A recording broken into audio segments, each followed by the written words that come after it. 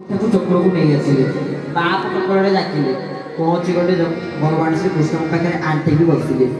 कृष्ण कहले आसला बेलू तुम किसी असुविधा है तो ना किसी असुविधा है आसला बेलू से बाटे गोटे एमती घिरी घिरी घिरी गोटे बुलूला किए आउ कहली छाड़ छाड़ मत छाड़ानी मोर डाक सागे छोट पिला चॉकलेट काढ़ी बाहर खोली चुईगम खाई सागे सागे फोपाड़ी देने सेमती चॉकलेट काढ़ी देखा आगे देखिए चक्र चक्र ये समय प्रभु कहले प्रभु मुझे एमती छोटिया आकृति थी बोली सीना मत कलर डाकिदेला आउ जमी मुझे यही प्रकार असुविधा न पड़े मो रूप आप परिवर्तन कर दिंतु से दिन सुदर्शन चक्र को प्रभु गोटे दंडाकृति से दिन सुदर्शन चक्र पुरुषोत्तम धाम में गोटे दंड भली पूजा पाँच दंड मान बुझीपार तो दंड मान तो दंड दास करता नुहे गोटे दंड आकार महाप्रभु श्री जगन्नाथ निकट में चक्रराज सुदर्शन पूजा पाँच आउ खाली सुदर्शन गर्भ भांगी से कथा नुहे माँ सत्यभान गर्भ भांगी हनुमंतलाल महाराज कहले प्रभु आपण तो राजा बसुचंदी द्वारिकाधीश पाखे चाकराणी गाड़ी कहीं बसुचंदी बोल भक्त वत्सल भगवान की जितेबले ये कथा कहले सागे सागे आ कौन कहे सत्य हमा समस्त गर्व करदेगला ये कथा ये कहलु महाप्रभु गाड़ी देवे सी सहिबे किंतु केबे कौन व्यक्तिर अहंकार गर्व को सी सहिबे ना आप पुरुषोत्तम धाम को जी देखिए चारिद्वार एबे सिना चारिद्वार खोला हो जाए चारिद्वार को जीवन व्यवस्था नाला गोटे द्वार भक्त जाऊला भगवान भी आसुले से तार ना कौन सिंहद्वार जोपटे भक्त भगवान हो आम सेपटे महाप्रभु आम दर्शन आसपटे आसुले सिंहद्वार देकर कहीं भक्त मान को सिंहद्वार देकर जो कहुला दुईट सिंह पाखे आम से हार मानिबा आम हिंसत्व को परिहार करवा मु जो सब हिंसा ईर्षा को धारण करके बंची सब से सिंह पाखे समर्पण करवा तापरे जीवा हरि ब्रह्म लक्ष्मी सहिता हे माने भक्त हरि ब्रह्म लक्ष्मी सहिता हे मानक महति भक्त हे मानक ठारे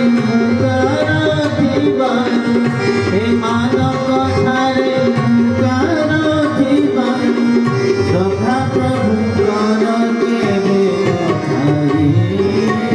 भक्त भवग्राही गए भक्त पछे पछे भक्त पछे पछे भक्त पछे पछे आवराई भक्त भवग्राही गए भक्त भवग्राही गए बोले भक्त वत्सल भगवान की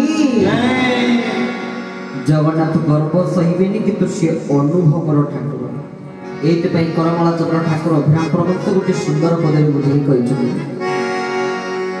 अनुभव सर्वथाई कहई अभिरा हवाई सबकि अच्छे अनुभव आम जिते प्रभु को अनुभव आनिबा आम जाए समस्त प्रकार लाभ को धारण कर तेना आम कहूँ जगन्नाथ को धाम माधुरी सबुठ वयस्क पुरातन सबुठ पुराणा व्यक्ति जनक यही रत्न सिंहासन पर बस जगन्नाथ महाप्रभु केमिति दिने युधिष्ठिर मन में गोटे प्रश्न आसला कौन महाभारत युद्ध समय युधिष्ठिर भाविले ये संसार में सबुठ बड़ वयस्क किए से वयस्क व्यक्ति निकट को जदि मुझे जाए आशीर्वाद को धारण करके आम महाभारत युद्ध में जीति पारि जय कर भाविकी आसी पहुंची गले क्या पाखे लोमस ऋषि पाखे आ लोमस ऋषि एते आयुष जे शरीर में सब लोम खेली जाते आते गोटे लोम स्खलित हो जाए से समय ब्रह्मा आयु पूर्ण हुए आ ब्रह्मा गोटे आम मानकर जो आयुष ब्रह्मा आयुष भितर अनेक फरक अच्छी 1000 चतुर्युग 1000 सत्य युग 1000 त्रेता युग 1000 द्वापर युग 1000 कलि युग हेले ब्रह्मांकर गोटे दिन हुए ये हूँ ब्रह्मांक आयुष आउ जो ब्रह्मांकर आयुष 100 वर्ष आयु जो पूर्ण हो जाए से समय लोमस मुनिकर गोटे लोमस गणित हुए मत कहतु लोमस ऋषि केते प्राचीन केते पुरातन युधिष्ठिर को पठागला तुम जाओ लोमस ऋषि निकट आशीर्वाद नियो देखियो तुम निश्चित भाव में युद्ध जीत लोमस ऋषि पाखे लोमस ऋषि कहले ना ना पुरुष प्राचीन प्राचीन किए ନା ମାର୍କଣ୍ଡେୟ 7 କଳ୍ପ ପର୍ଯ୍ୟନ୍ତ ଯିଏ ବଞ୍ଚିଲେ ତାଙ୍କ ପାଖକୁ ଯା। ପହଞ୍ଚିଗଲେ ମାର୍କଣ୍ଡେୟ ପାଖରେ ଆଣ୍ଠୁ ମାଡ଼ିକିରି ବସିଲେ କହିଲେ ଆପଣ କାଳେ ସବୁଠୁ ବଡ଼ ପ୍ରାଚୀନ ଆମେ ଯାହା ଶୁଣିବାକୁ ପାଇଲୁ ଆଉ ସଂସ୍କୃତ ଭାଷାରେ ଅଭିବାଦ ବସି ବସି ନିତ୍ୟ ବୁଦ୍ଧଂ ପଶେବିନ ଚତ୍ୱାରି ତସ୍ୟ ବର୍ଦ୍ଧନ୍ତେ ଆୟୁର୍ବିଦ୍ୟା ଯଶ ବଳମ୍। ଯେଉଁମାନେ ନିତ୍ୟ ଗୁରୁଜନମାନଙ୍କୁ ପ୍ରଣାମ କରନ୍ତି ସେମାନଙ୍କର 4ଟି ଜିନିଷ ବର୍ଦ୍ଧିତ ହୁଏ ବୃଦ୍ଧି ହୁଏ। କ'ଣ କ'ଣ? ଆୟୁଷ, ବିଦ୍ୟା, ଯଶ ଆଉ ବଳ। ପ୍ରଣାମ କରିଛନ୍ତି ମାର୍କଣ୍ଡେୟ ପାଖରେ। ମାର୍କଣ୍ଡେୟ କହିଲେ ନା ବା ମୁଁ ତମକୁ ଆଶୀର୍ବାଦ କରୁଛି କିନ୍ତୁ ମୁଁ ସବୁଠୁ ପ୍ରାଚୀନ ନୁହେଁ। ତାହେଲେ ସବୁଠୁ ପ୍ରାଚୀନ କିଏ? ନା ଅକୁପାର ନାମ ଜଣେ କୁର୍ମ, ଗୋଟିଏ କୁମ୍ଭୀର ତା ନାମ ଅକୁପାର, ଜଣେ ବାବାଜୀ, ସେ କିନ୍ତୁ କୁମ୍ଭୀର ରୂପ ଧରିକି ସାଧନ ଭଜନ କରୁଛନ୍ତି। ସିଏ ସବୁଠୁ ପ୍ରାଚୀନ, ତାହେଲେ ତାଙ୍କ ନିକଟକୁ ଯାଉ।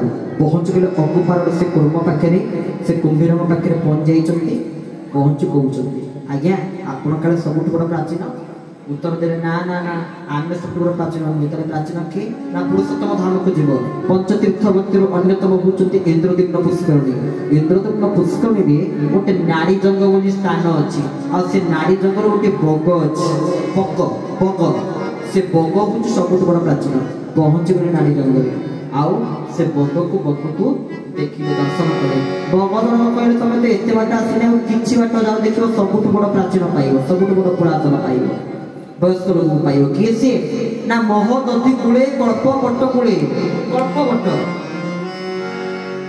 କଳ୍ପବଟ ମୂଳରେ ମହାପ୍ରଭୁ ଶ୍ରୀ ଜଗତରନାଥ ଜଗନ୍ନାଥ ବିରାଜମାନ କରିଛନ୍ତି। ସେ କଳ୍ପ ଧରି ଅଛନ୍ତି ବୋଲି ସେ ହେଉଛନ୍ତି ସବୁଠୁ ବଡ଼ ପ୍ରାଚୀନ, ସବୁଠୁ ବଡ଼ ପୁରାତନ। ତେବେ ସେ କଳ୍ପବଟ ନିକଟକୁ ତମେ ଆଉ ଯେତେବେଳେ କଳ୍ପବଟଙ୍କ ପାଖରେ ପହଞ୍ଚି ଯାଇଛନ୍ତି, କଳ୍ପବଟ କହିଲେ ନା ନା ନା ନା ଆମେ ସବୁଠୁ ପ୍ରାଚୀନ ନୁହେଁ। ଏତେ ବାଟ ତ ଆସିଲଣି, ଏତେ ଜଣଙ୍କ ପାଖକୁ ତ ଆସିଲଣି, ଆଉ ଖାଲି ଜଣଙ୍କ ପାଖକୁ ତମକୁ ଯିବାକୁ ପଡ଼ିବ। ସିଏ ସବୁଠୁ ପ୍ରାଚୀନ ପୁରାତନ। ସେ କିଏ? ଆମେ ଭିତରେ ଟିକେ ଯାଇକି ଆମ ମନକୁ ନେଇ ତାଙ୍କ ପାଖରୁ ବୁଲେଇକି ଆସିବା। ନୀଳାଦ୍ରୁ ଶଙ୍ଖ ମଧ୍ୟରେ ଶତଦଳ କମଳେ ରତ୍ନ ସିଂହାସନସ୍ଥଂ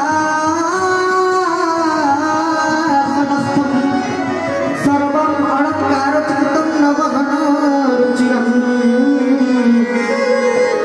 ସଂଯୁକ୍ତଂ চাগ্রজেন ভদ্রায় বামভাগে রথচরণযুক্তং ব্রহ্মরুদ্রে ইন্দ্রবন্দ্যং বেদানাং সারমিশং সজন পরিবর্তন ব্রহ্মদারু ভজে গোল ভক্তবৎসল ভগবানকে। महाप्रभु श्री जगन्नाथ सबुठ बड़ प्राचीन आ सबुठ बड़ पुरातन। तबे तांको निकटକୁ जाओ। सत्य जुगरे महाप्रभु श्री जगन्नाथ प्रतिष्ठा किंतु केते तम सत्य जुग जेतेबेला आमडे